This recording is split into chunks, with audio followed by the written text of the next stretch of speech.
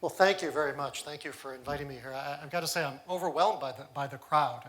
It's really a credit to Chicago and to you all that you can sustain a humanities festival of this size and scope, and the people give up their Saturdays to come hear, great authors and great speakers. And there are a few here I wish I could listen to right now, but that would be awkward. So I'm here today to talk to you about a topic that I think is one of the most shameful yet little known in post-war history, and that's the flight of the Nazis into America after the war.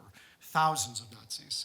And I just came out with a book that you see behind me last week called The Nazis Next Door: How America Became a Safe Haven for Hitler's Men.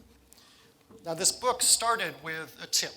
I'm a reporter at the New York Times in our Washington bureau, and about 4 years ago, I got a tip from a source who said that there was this secret Justice Department report that examined the whole history of the United States' Nazi hunting efforts going back decades, the good, the bad, and the ugly.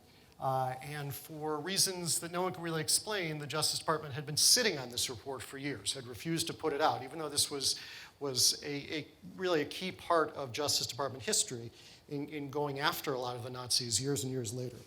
So the source said, there's some really good, really interesting new stuff in there that hasn't come out before. You should try and get a hold of it.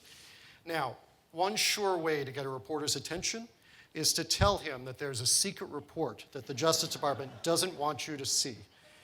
It's sort of like waving a slab of meat at a hungry dog. And sure enough, I bit. I was determined to try and get a hold of this report, and eventually, through a bit of luck, I did. And before I'd even finished writing the story, it ended up running on the front page of the New York Times, I realized that there was a bigger project to be written off of this. There was a book to be written here. This report declared that, as you see in the title of my book, that after the war, the United States had allowed itself to become a safe haven for Nazis. And the details in there and the kind of the depth of the atrocities was really just remarkable to me. And I got the feeling that you get as a reporter when you think you're on to a good story, which is, there's more here. And that was the feeling I got. There's more here. So I wrote this book. And the book is obviously mostly about the Nazis who came to America. But it's also, in a very important way, about the Holocaust survivors. And that was surprising even to me as I started my research. I did not intend to really focus on that group at all. That seemed like a separate issue. The survivors, as horrible a plight as they had faced, seemed separate from the question of how the Nazis had managed to get into America. But if you can go to slide 2. But as I started my research, I realized that really they were a piece of the same puzzle, and that they were a critical piece of the story. Because I think to truly understand how maddeningly easy it was for the Nazis to get into America, you have to first understand how horrifically difficult it was for the survivors to get out of the Nazi concentration camps. And that's not something that many people realize. I certainly didn't realize that going into my research. We have sort of this mythic recollection in history of the Nazi concentration camps being liberated by the Allies in that spring of 1945. But in fact, the reality was nothing like that. If you'll indulge me for a few minutes while I read a couple of pages from an early chapter in the book, which I call Liberation. This is set in spring of 1945 at Fornwald Displaced Persons Camp outside Munich. While the Nazis fled, their victims were left to languish. These were the lucky ones, hundreds of thousands of Jews, Catholics, gays, Jehovah's Witnesses, communists, Roma, and other so-called parasites enslaved in Nazi concentration camps who somehow had managed to survive Hitler's genocidal killing machine. Yet even after Germany's defeat, the survivors remained imprisoned for months in the same camps where the Nazis had first put them to rot. The names of their jailers had changed, with the dark Nazi swastikas now replaced by the bright-colored flags of the Allied victors flying above the camps. But the barbed wire fences and armed guards still encircled them. They were in a post-war purgatory. The Allies had come at Hitler from all sides in those early months of 1945. The Russians from the east, the Americans and the British from the west. One by one, the Allied forces discovered scenes of horror and madness in concentration camps abandoned by the retreating Nazis. Inside the camps remained tens of thousands of survivors amid heaps of unburied corpses. Generations later, the mind's eye imagines the world embracing the survivors. The iron gates to the camps must have swung open at the arrival of the Allied forces, and a mass of bone-thin victims must have poured into the awaiting arms of a world filled at once with shock, guilt, and joy over their rescue. Like trapped coal miners freed from a mine shaft, or a wrongly accused prisoner emerging from behind the prison walls, they were free at last. Hot meals, warm beds, showers, and doctors must have awaited them. The reality was much darker. Many thousands of the survivors did not leave the Allied camps. You can go to slide 3. Many thousands of the survivors did not leave the Allied camps. Some not for months, some not for years, some not at all. Thousands died from disease and malnourishment, even after Hitler's defeat. At Dachau, at Bergen-Belsen, and at dozens of DP camps like them, they remained jailed inside the walls that Hitler had erected. With the survivors surrounded by the stench of death and squalor, the liberating Allied forces, led by General Dwight D. Eisenhower, would not allow them to leave. The world didn't know what to do with them. Crowded and ill-fed, the survivors were left to wear their striped camp uniforms, the same uniforms that had become such a toxic symbol of Nazi oppression. In some DP camps, remarkably, they were bunked side by side with Nazi POWs who were held there as well, people who just months earlier had been their wartime tormentors. Some Nazi prisoners were even put in charge of Jewish inmates at the Allied camps, ruling over them even in defeat. Many of the Germans had it better. At Allied-run camps reserved for German prisoners of war, ex-Nazi officers watched movies, played soccer, even took college courses. At Jewish DP camps, meanwhile, the Holocaust survivors fought merely to get extra rations of soggy black bread and coffee to make up for the starvation of the war years. American officials resisted. They complained that the Jews were getting, quote, preferential treatment and were using black market systems at the camps to violate the limits on food rations. The situation became so volatile that German police, with the consent of American officials, staged a raid on black market activities in the Stuttgart and Landsberg camps in early 1946. Rioting broke out, with police killing one Jewish DP. He had survived the Holocaust, but not its aftermath. Now, word began to filter back to Washington of what was happening in the camps. Jewish groups were hearing from Jews in Europe about the horrific conditions. Washington didn't want to believe it at first, but the cries became so loud that Truman had to appoint an emissary, the dean of the Penn Law School, to investigate and see, could these stories of what the survivors were going through, could they really be true? Listen to what the dean, a man by the name of Earl Harrison, wrote after he toured and examined the camps where the survivors had been kept. This is what he wrote. If you can go to the next slide. As matters now stand, Harrison wrote to Truman after touring the DP camps, we appear to be treating the Jews as the Nazis treated them, except that we do not exterminate them. The Nazis' victims, the dean found, were being victimized once again, but this time by the Americans. So how could this have happened? How could it be that we had won the war, we had just defeated the Nazis, and yet the survivors were left in such inhumane conditions for months and even the first few years after the war? Again, I didn't intend to really examine this subject, but the more I got drawn into it, the more I realized that I wanted to try and figure out how that fit into this puzzle of the Nazis coming to America. So I began to look. I was a fellow for most of last year when I was writing this book at the Holocaust Museum in Washington, D.C., where I live. And I started rummaging around the archives when I came across the handwritten page in the diary of the man who ran the camps for the United States. If you can go to the next slide.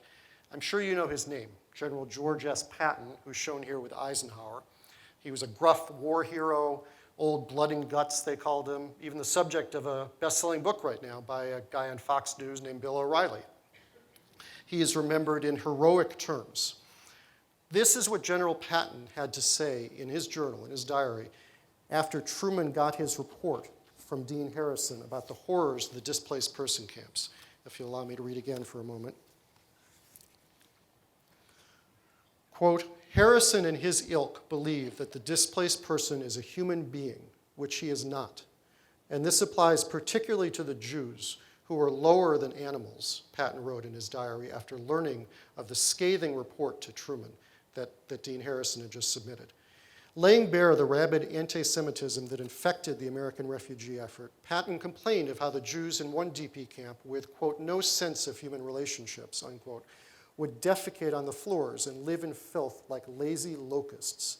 He told of taking General Eisenhower, you see them here together, to tour a makeshift synagogue that the Jews in the camp had set up to celebrate the holy day of Yom Kippur. Quote, we entered the synagogue, which was packed with the greatest stinking mass of humanity I have ever seen. This was Eisenhower's first glimpse of the DPs, the displaced persons, Patton wrote, so it was all new to him. Quote, of course, I have seen them since the beginning and marveled that beings alleged to be made in the form of God can look the way they do or act the way they act. Remember, this was the US commander over the post-war effort running these displaced person camps, talking about the survivors of the worst genocide in history. When I found that diary entry, I found it so jarring that I thought it might be a forgery. I found it difficult to believe that the General Patton, who has become remembered in history as a hero, could have actually written such things. Unfortunately, I confirmed that it was true, and the anti-Semitism and just, the hatred that he had for the prisoners under him infected every aspect of life for the displaced persons camp. Patton had an almost odd fondness and admiration for the Nazi POWs in his camp, even while he detested the Jews and the other prisoners. Despite orders from Eisenhower to denazify post-war Germany, Patton insisted on using Nazis as camp administrators and allowing them to keep their civilian jobs. Again, this was in defiance of General Eisenhower's orders, but Patton told one of his officers, quote, if you need these men, keep them and don't worry about anything else. He saw the Nazis as the most efficient people to be able to run the camps, and that was his priority. I tell another story in the book about General Patton, which I think is also illuminating in terms of how those months and years in the camps came to be. It begins in one of the German POW barracks that Patton ran. And, I'm sorry, let me find the page here. Okay, so weeks after Germany's surrender, General Patton visited a German POW barracks and sought out a senior Nazi prisoner who was being held there, a German general and scientist named Walter Dornberger. A leading German rocketeer, Dornberger had run the Nazis' V-2 missile program and had overseen the work of Werner von Braun and the other technical experts who built the missiles that Hitler had used in Europe to devastating effect. Are you the guy who was in charge of the development of the V-2 rockets? Patton asked Dornberger.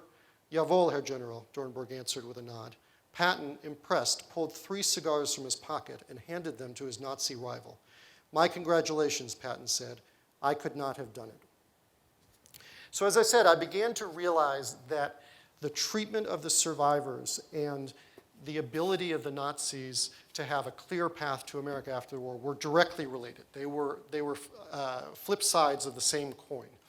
You have to remember that visas to America in those years were a precious commodity. There were 7 million people left stateless at the end of the war, yet only 40,000 visas were issued in the first 3 years to get into America.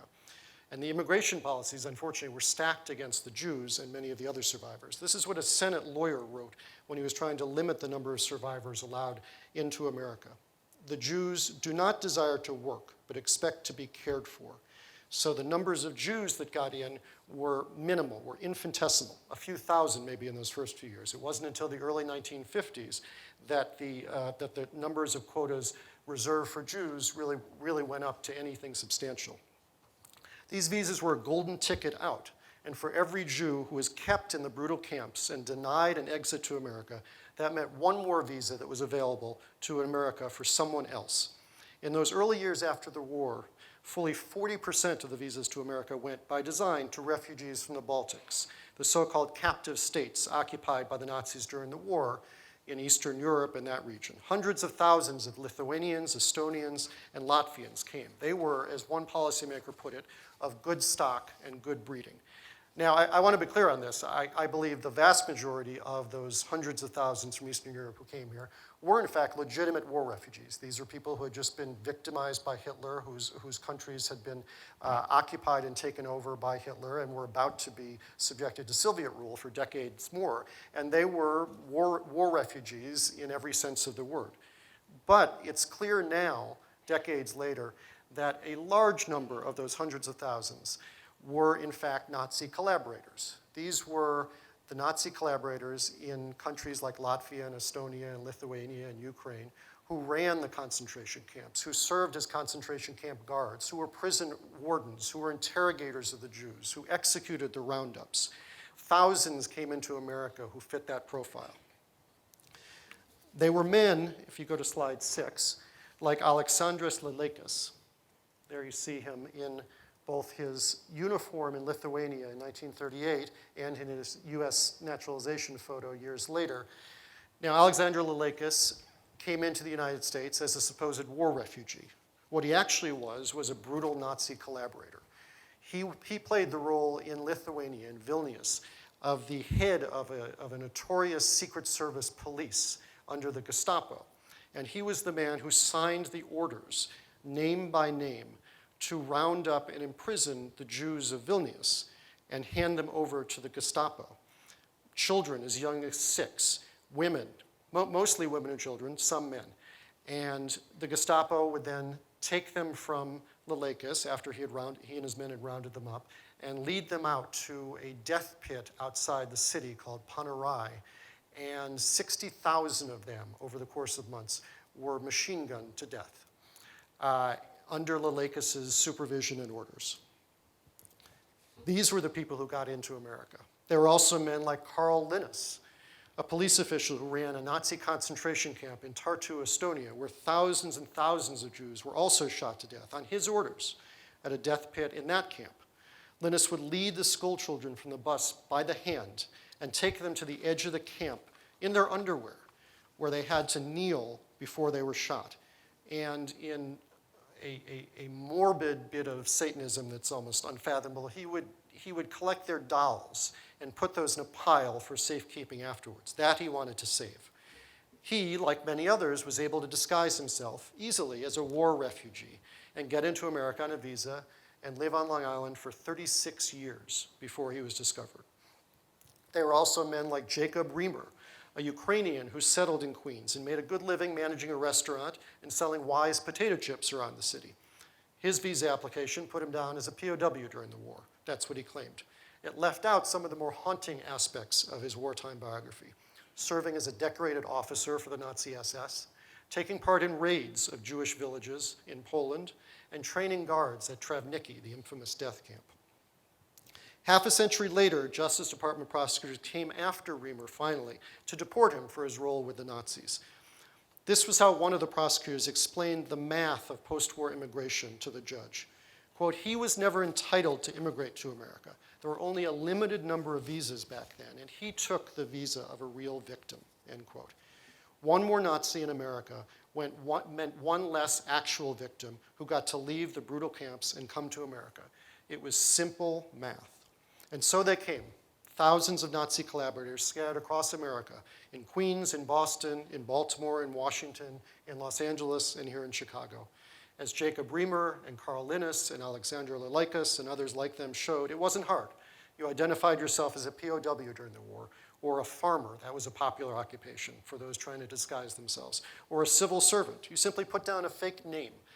A man by the name of Antonin Artukovich got into America using an alias, his brother-in-law's real name, and lived in Southern California for more than 30 years. If he'd used his real name, immigration officials might have realized that Artukovich, in fact, was a top cabinet minister in the Nazi-occupied state of Croatia, and he was the man whose signature was on the bottom of the racist and anti-Semitic decrees that rounded up hundreds of thousands of Jews, Serbs, and Roma. But of course, the immigration officials didn't look, and he lived quietly and comfortably for years in America. There was little chance of getting caught, since the post-war refugee system in Europe was so overwhelmed and so inept. Think of the flawed rollout of Obamacare, but without the computers. This was a logistical nightmare. And it was, and the flight of the Nazis was the result of both incompetence and anti-Semitism, in my view. Thousands of Nazis came in quietly through this back door, disguised as someone else. But several thousand came in through the front door, essentially invited by the US government, the Pentagon, the CIA, and the FBI. I mentioned General Dornberger, the head of the Nazis' V2 program, who Patton gave the cigars to. He and some 1,600 Nazi scientists came to America after the war in a secret program you may have heard about called Operation Paperclip. The program was all about the Cold War. The idea was to keep pace technologically with the Soviet scientists, with our new enemy. Officially, the scientists we brought over were supposedly were not allowed to be, quote unquote, ardent Nazis, whatever that meant. But this was essentially a fig leaf. In fact, these were high-ranking Nazi officials who were involved in building rockets on the backs of slave laborers, requisitioning prisoners for use in building rockets, involved in medical atrocities, and more. Now, Dornberger and Werner von Braun, the most legendary of those scientists, built their rockets at a camp called Dora Mittelwerks in Nordhausen in Germany. They didn't build the rockets themselves, of course. The slave laborers did that. Most of the prisoners were POWs, not Jews, but usually French, Russians, Poles, and other POWs who had been taken into custody during the war. The Nazis literally worked them to death in building their rocket ships. The more rockets that Hitler demanded for bombing London and Antwerp, and the faster he wanted them, the more prisoners died doing it. Some 10,000 slave laborers died there at Mittelwerks of disease, malnutrition, exhaustion, and worse. If workers didn't perform their daily tasks, or if the adventurous ones tried to sabotage the rockets so that they wouldn't work, and they were caught by the Nazis, they were brought to a huge crane, a construction crane, in the middle of this mountain factory and hanged, while the other prisoners were brought to watch as a lesson of what would happen to them if they tried the same thing. This was the place that these supposedly non-ardent Nazis ran before they came to America and set up shop in places like Alabama and Texas and Ohio. Unlike the discovery of Dachau and many of the other camps we talked about, Americans didn't hear much about the liberation of Mittelwerks in Nordhausen, and I suspect that was by design. US military officials were not anxious to let the Soviets or the Americans know that they were raiding this place, this underground assembly of death. Not raiding it not only of its hardware, its parts and its blueprints, but also of its scientists and engineers, and taking them back to America where they would become US citizens. If you go to slide 11, we have to skip a few. Arthur Rudolph was the head of production at Nordhausen. You see him here. If you look closely, this is his Nazi ID card. You can see the swastikas inside the circle. He was the top man at that factory that I described. He came to the US with other paperclip scientists, became one of the top engineers in the Saturn space program. Not as famous as Werner von Braun, but among scientists and engineers renowned for his engineering abilities. Decades later, prosecutors confronted him about what had really happened under his watch at Mittelwerk. Rudolph said, "I just built rockets." The prisoners, as far as he knew, were well treated and well fed, he said, with a straight face. He was just doing his job. Now, a bunch of Nazi doctors, if you go to slide 12 next, came over in paperclip too. 36 in San Antonio alone. Here's one of them, Dr. Hubertus Strughold. What Werner von Braun was to rocket science, Strughold was to space medicine. He was a revered scientist in Texas, the father of space medicine, they called him. His job was to keep pilots alive in space in changing atmospheres, and he was doing it long before he got to Texas. In Germany, he and the Nazi doctors under him ran and oversaw grisly medical experiments on prisoners at Dachau and elsewhere, even on children, to see what physical pressures the human body could withstand. They would take the children into a flight simulator, not unlike the one you see with him here in Texas, and subject them to sudden, violent changes in altitude. Many died. Other prisoners were made to drink putrid seawater until they vomited or died. The idea there was to see how the Nazis could keep their own pilots alive if and when they crashed into the sea. How much seawater could they drink without dying? So these were the guinea pigs, the prisoners at Dachau, the prisoners at concentration camps, that Dr. Strughold and other Nazi doctors who were brought to the United States used as guinea pigs. Now, you could make the case, I suppose, and some have, although I don't buy into it, that morality aside, the scientific expertise that the Nazis brought to America outweighed whatever obvious moral baggage they brought with them. If it wasn't for von Braun's work on jet propulsion or Dr. Strugholz's theories on space medicine, perhaps the US might never have landed on the moon in 1969 ahead of the Russians and fulfilled Kennedy's promise. The argument goes that, immoral or not, the recruitment of the Nazi spies brought the United States clear technological breakthroughs, and it was worth it.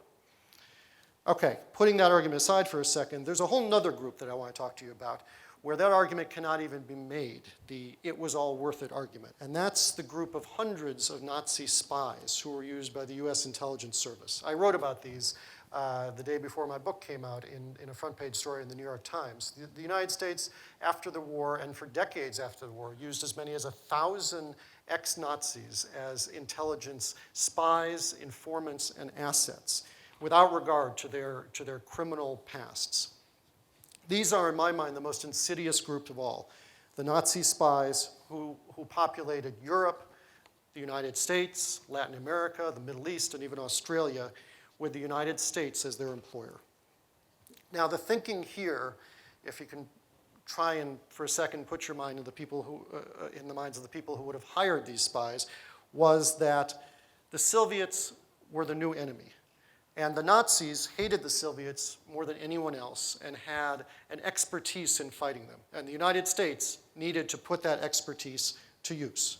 Intelligence gurus like J. Edgar Hoover at the FBI and Alan Dulles at the CIA thought that anointing ex-Nazis as Cold Warriors, as spies and informants, was going to help the United States in this new Cold War.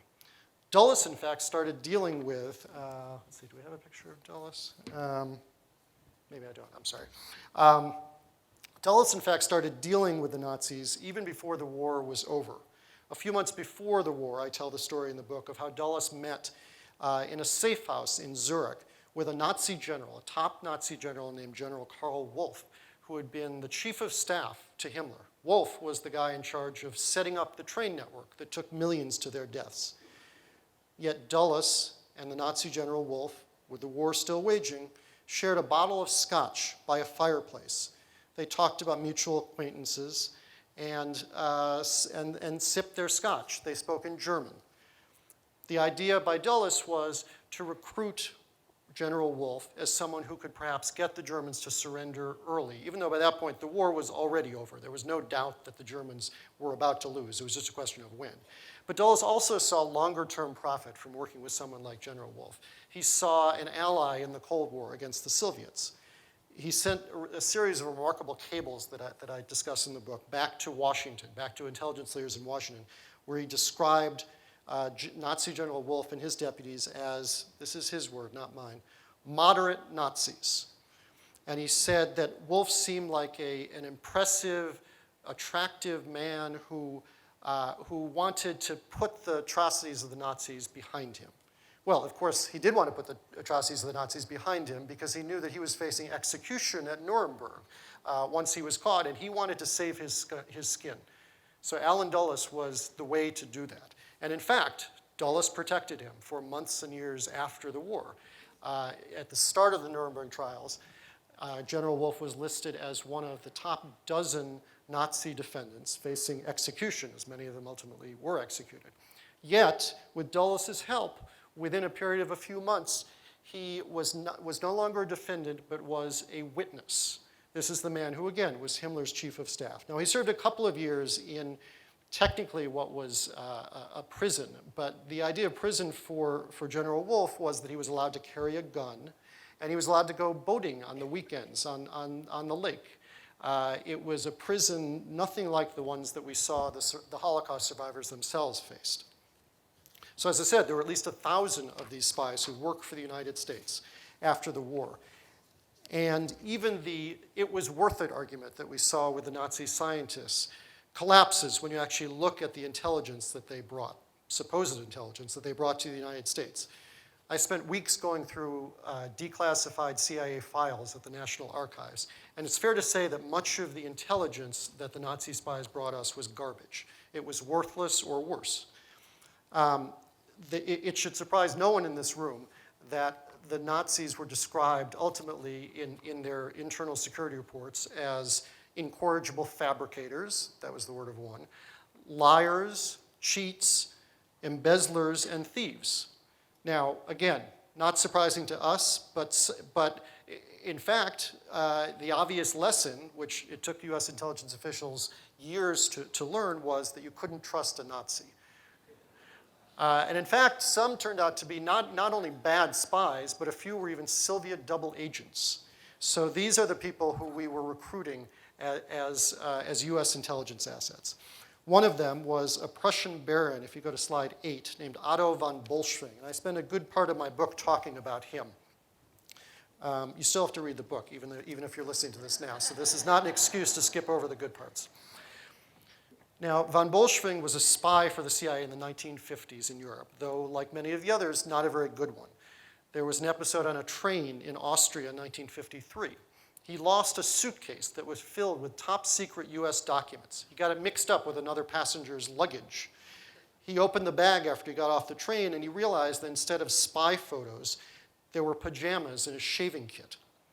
Now, the CIA accused him of sheer foolhardiness, but unlike you or me, if we were CIA spies, he didn't get fired. The ex-Nazi kept his job. And instead, the CIA kept him on and actually relocated him to the United States, where he lived in Massachusetts for years and years. I'm sorry, in New York for years and years, before moving to Northern California. They essentially whitewashed his record. They removed all the incriminating evidence of his Nazi ties so that he would pass through immigration. And they relocated him. What the CIA said in his classified file at the time was that moving his family, his wife and his son, who was about 13 at that time, to New York was a, quote, reward for his CIA service in Europe, and in view of the, quote, innocuousness of his Nazi activities. Now, innocuousness is an odd choice of terms when you consider who von Bolschwing worked for in Germany. His boss, if you go to slide 9, was a man in the Jewish Affairs Office I'm sure you've heard of, Adolf Eichmann, the architect of the final solution. Under Eichmann, von Bolschwing wrote policy papers on how to terrorize the Jews. One was called simply The Jewish Problem. And what he wrote there was, I'm sorry, let me get to the page here. I'll get this yet. These are von Bolschwing's words in 1938 that he wrote for the Jewish Affairs Office and for Eichmann. A largely anti-Jewish atmosphere must be created among the people in order to form the basis for the continued attack and the effective exclusion of them. The most effective means is the anger of the people leading to excess in order to take away the sense of security from the Jews. Even though this is an illegal method, it has had a long-standing effect. The Jew has learned a lot through the pogroms of the past centuries and fears nothing as much as a hostile atmosphere which can go spontaneously against him at any time. Now, I tell the story in the book of what happened years later after von Bolschwing was living a rather successful life in the United States and New York as a businessman. In 1960, for those of you with longer memories who know the history of Nazi fugitives, 1960 was the year that the Israelis captured Adolf Eichmann in Argentina. A bold mission without the knowledge of the United States or anyone else, took him back to Israel, spirited him away to stand trial in what would become one of the most famous trials of the 20th century, and Eichmann was ultimately executed. Now, of course, most of the world saw this as a triumph for justice and accountability, Nazis being finally punished for their wrongs. But for Otto von Bolschwing, if you want to maybe go back to the last slide with von Bolschwing, for Otto von Bolschwing living in New York, this was a terrifying moment because he believed that the Israelis were going to come after him next. He was worried, and he had good reason to worry, that at Eichmann's trial, he would be named. And in fact, he was named several times. Eichmann even credited him as one of the early pioneers of the anti-Semitic policies. So Bolschwing, worried about his own fate, did what others did as well. He went back to the CIA for help. The CIA had reason for nervousness as well, of course, since they had helped him get into the United States. And they scrubbed their own files to see how much damage might be done if it was disclosed that von Bolschwing, the aide to Adolf Eichmann, who was about to go on trial in Israel, was not only in the United States, but had been a CIA spy. And not only a CIA spy, but a successful businessman who at that very moment was up for a big job at the State Department in India in the export-import business. So yeah, the CIA had a little mess on its hands here. So what they did was to meet with von Bolschwing and to assure him that he had their protection, that they would not go to the Israelis, they would not go to the US Justice Department or the INS, they would not go to anyone to disclose who von Bolschwing was or what he had done under the Nazis. But there was one condition.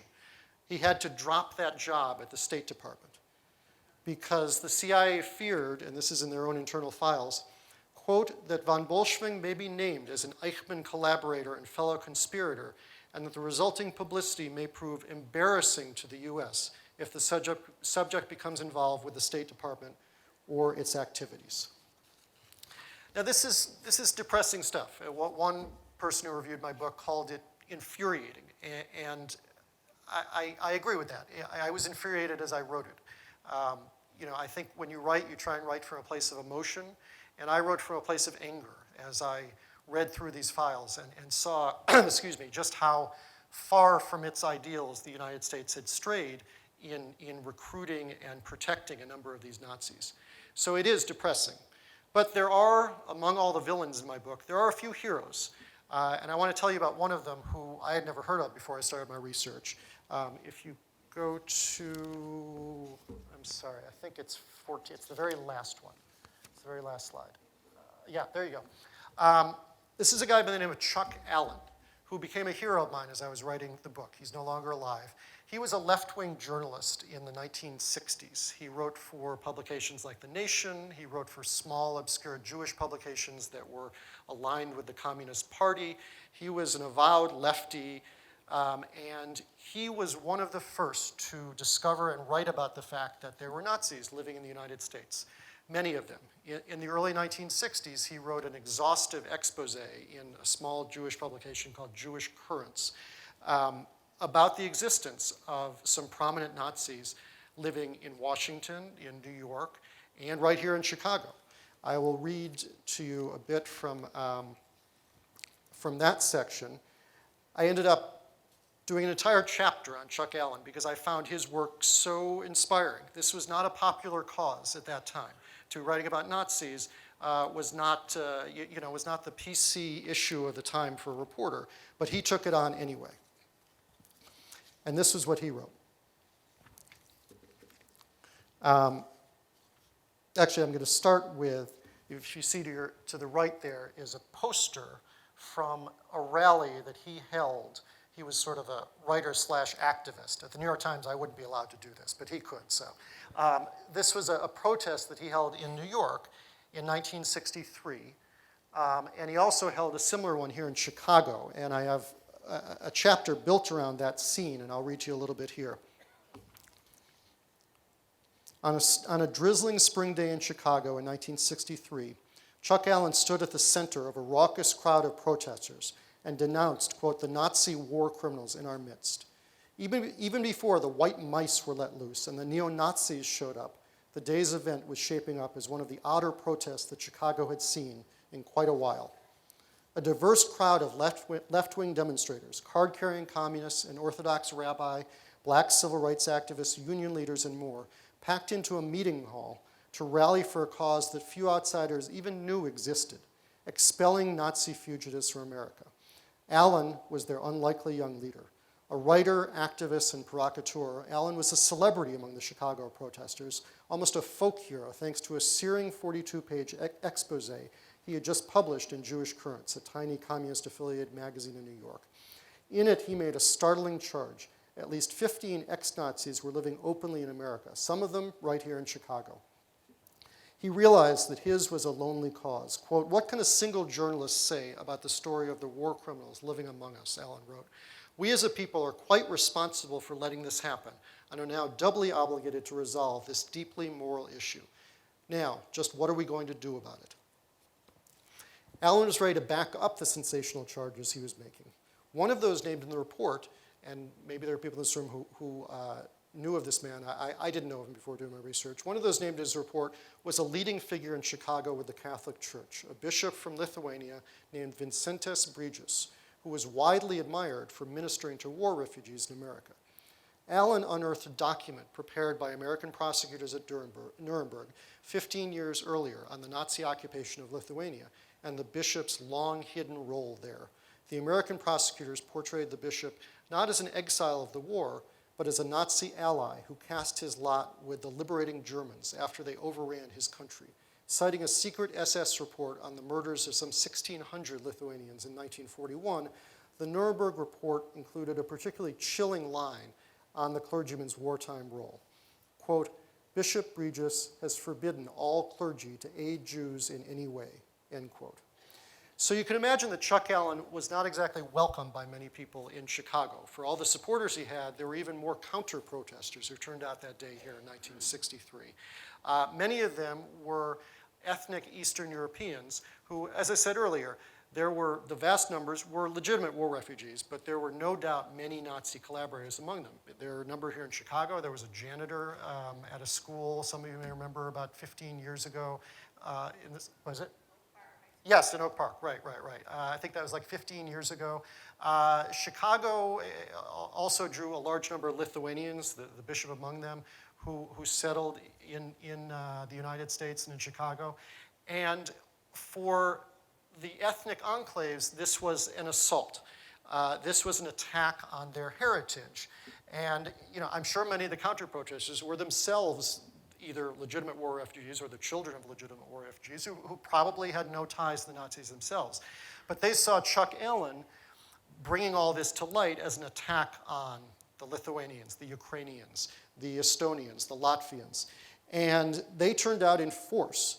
And there were neo-Nazis who showed up at the protest and started a fist fight with Chuck Allen.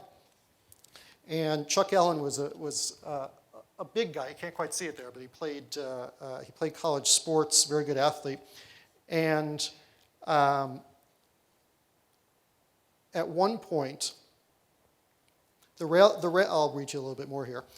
The rally had barely picked up again when a group of young men standing unobtrusively amid the crowd removed their shirts to reveal Nazi uniforms adorned with swastikas.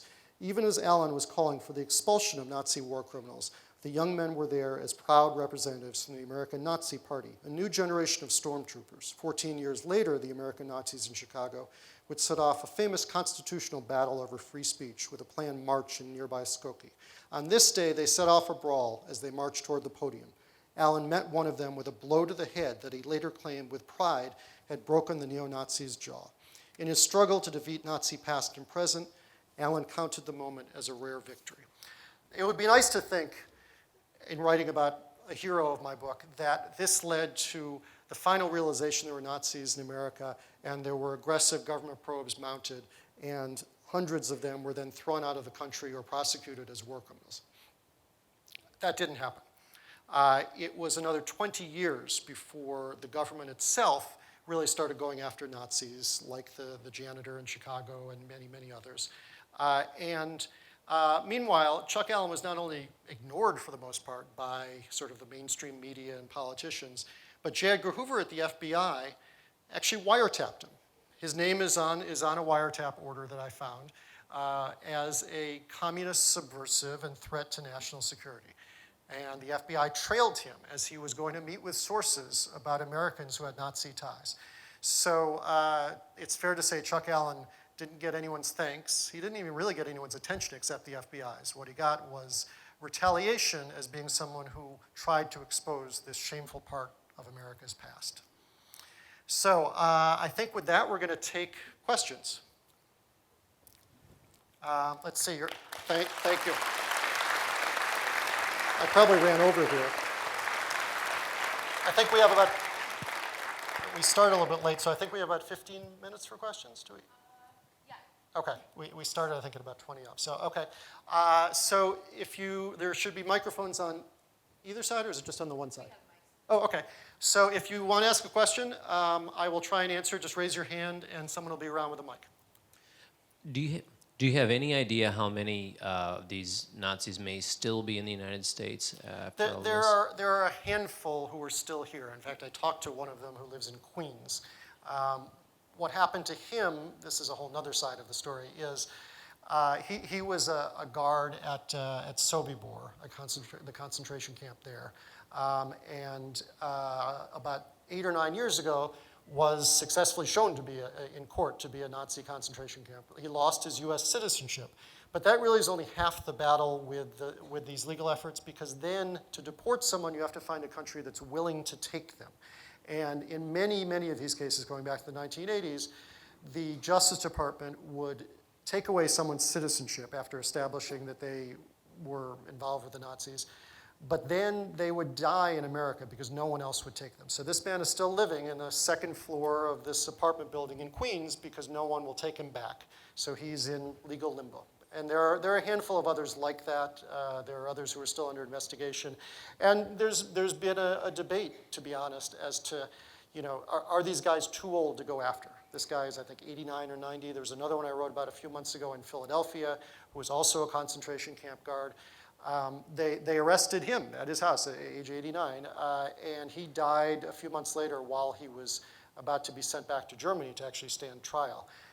You get all opinions about, is it ever too late for justice and accountability? And I was fascinated to see, even among some of the survivors, the Justice Department would go to them to testify in some of these cases. And some of them did so quite zealously. They wanted these men put away, sent out of the country, prosecuted, whatever. But there were some, a minority, but some who said, you know what, it's been too long, just let it go. They'll find their justice in another place. So it is a difficult issue. How do we account for decades of indifference to war crimes that took place 50, 60 years ago across the Atlantic Ocean? There's sort of no good answer to that. Could you yes. speak about the role of the Reagan White House and Patrick Buchanan in particular in quashing the investigation into the infiltration, the allowing of Nazis into the country after the war? Sure. You're either very well informed or you read my book already. Yeah, Pat Buchanan became the most visible opponent of hunting down the Nazis in the 80s in the Reagan White House. He was Reagan's White House communications guy.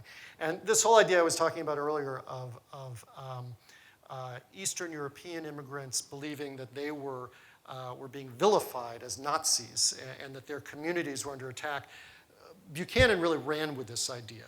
And he saw the evidence, whenever evidence would come out against so-and-so having been a camp guard or an SS officer or even higher, Buchanan saw this as Soviet propaganda, and he really helped to diffuse a number of the investigations because you had this odd situation of the Justice Department over here in the 1980s going after these guys, trying to investigate and deport them, and over a few blocks away, over at the Reagan White House, one of his top advisors writing columns, which he did at that time, about what he called the hairy-chested Nazi hunters, who just don't want to leave the war alone.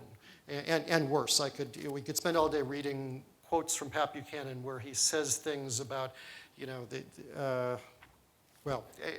that's for another lecture, but says things that you can't quite believe, where he's so dismissive of the Holocaust and the war, and believes this is all just sort of communist propaganda. I tried to interview Buchanan for my book, but he wouldn't talk to me.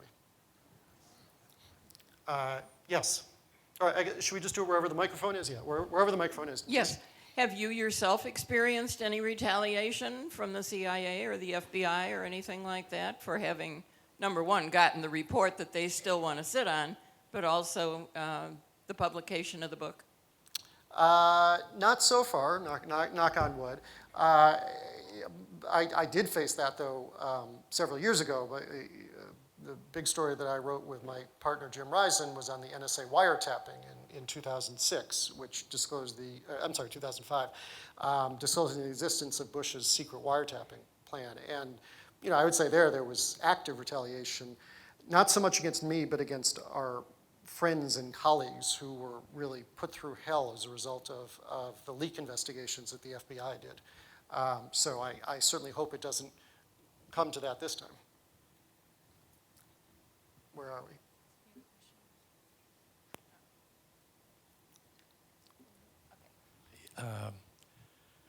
Dr. Werner von Braun was the lead on the development of the V-2 rocket. Yes.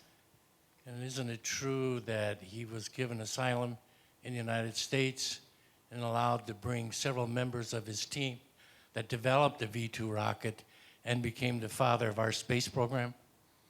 Yeah, I mean, I tried to cover that. He wasn't technically given asylum, but he was brought in under Project Paperclip. Not just several members of the team, but there were dozens of members of his particular team and 1,600 scientists altogether, who eventually were set up in Huntsville, Alabama, and he was and still is a hero to many in Alabama. In fact, in the 80s, when some evidence started coming up about von Braun's own complicity, he had quite vigorous defenders in Alabama to this day who believe that he's been wrongly implicated in some of this stuff. And I have some new evidence about his role. Certainly, he was well aware of and actively involved in the horrible slave labor production that I read to you from. He visited that site. He was a few hundred miles away at the production headquarters, but he visited that site 15 times in the span of a year or two, and was actively looking at the assembly line where thousands of prisoners were dying, where they were sleeping head to toe under the most horrific conditions, and he was actively involved in the requisitioning of prisoners. And I alluded to this earlier, when Hitler stepped up the number of V2s that he wanted built, and the pace had to quicken, von Braun, along with Arthur Rudolph, who we talked about earlier, they were the ones at the meeting saying, okay, this is how many slave laborers we need. And there were several thousand slave laborers, and then they would bring in more with the absolute certainty that many of them are going to die in building these rockets. Is this on? Are you familiar with, and could you talk about the role played by Congresswoman Elizabeth Holtzman in bringing the Nazis to life? Oh, sure. Yeah, when I said earlier that it was in the 1980s that the Justice Department finally started going after some of these guys, that was largely thanks to Holtzman and a few other members of Congress in the mid-1970s. They started drawing attention to this. They sort of picked up on the cause that Chuck Allen had been raising 15 years earlier. Without any success, but they had much greater success and traction. They held hearings in Washington, and they certainly faced resistance the same way Allen and others earlier had, but they succeeded ultimately in getting the Justice Department to create a whole new Nazi hunting unit. Despite many obstacles, I could do a whole lecture on the legal obstacles that they faced, because believe it or not, in the early 1950s, being a Nazi was not a ban on coming into the US.